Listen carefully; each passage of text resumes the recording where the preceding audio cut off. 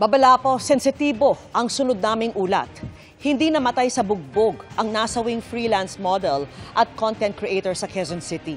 Yan ang lumabas sa autopsy report ng biktima taliwas sa kumakalat na rason sa social media.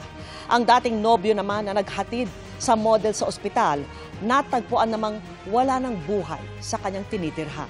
Nakatutok si Darlene Kai.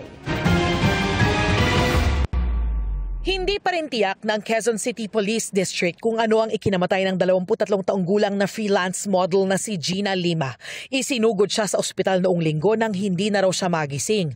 Batay sa resulta ng autopsy, hindi namatay sa bugbog si Gina gaya ng kumalat sa social media dahil hindi raw nakamamatay ang mga nakitang pasa sa kanya. Ang findings po ng autopsy is presence of non-fatal external injuries, presence of heart congestion and congested lungs. Parang bumigay daw po ang puso, parang ganun. Parang humina yung puso niya at saka lungs niya. Kumbaga sa layman's term natin is nanikip yung dibdib. Yun po yung paliwanag po ng doktor. Pero meron daw nakita sa kwarto kung saan siya namatay. As per recovered evidence ng ating SOCO during the examination, may mga tablets po silang nakuha and yung marijuana kush. Pending result pa po tayo ng laboratory examination, ma'am. Ang nagdala sa ospital kay Lima, ang dati niyang kasintahan. Kaninang umaga, natagpuan na rin siyang wala ng buhay sa tinitirhang bahay.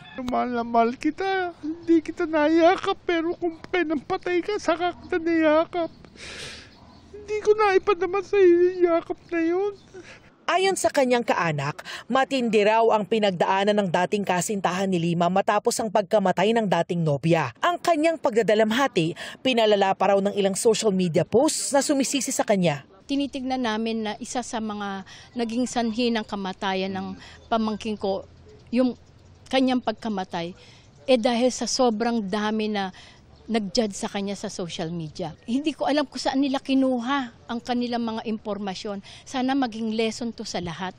Maging lesson to sa lahat na hindi kayo dapat nag-judge.